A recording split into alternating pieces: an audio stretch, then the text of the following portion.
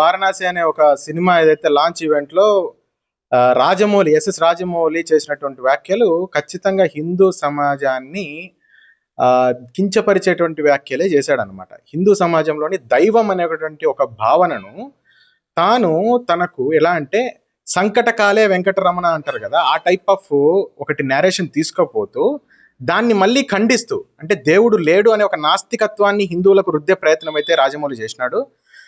అదే తన తండ్రి ఏదైతే ఉన్నాడో తను దేవుని నమ్ముతాడని చెప్తూ, తాను దేవుని నమ్మనని చెప్తూ, హనుమంతుడే ఈ ఈవెంట్లో ఏదైతే ఆ ట్రైలర్ లాంచ్ డిలే కావడానికి కారణం అనే విధంగా ఒక వ్యాఖ్యలు చేసినాడు. ఒకటి రాజమౌళి, నువ్వు భగవద్గీత చదవలేదేమో. భగవద్గీతలో శ్రీకృష్ణుడు ఏమని చెప్పాడు? మేము సరూర్ నగర్ పోలీస్ స్టేషన్ పరిధిలో కంప్లైంట్ అయితే ఇవ్వడం జరిగింది.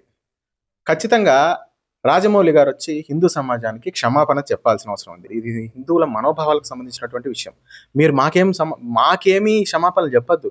ఇది మీరు హిందువుల మనోభావాలు, దైవం అనేటువంటి ఒక ఏదైతే ఆస్పెక్ట్ ఉందో దానికి మీరు కించపరుస్తూ చేస్తున్నటువంటి వ్యాఖ్యలు, మీకు దైవం అనేది మీకు అర్థం కాలేదేమో. ఒకసారి భగవద్గీత చదువుకోండి రాజమౌళి గారు. జై శ్రీరామ్.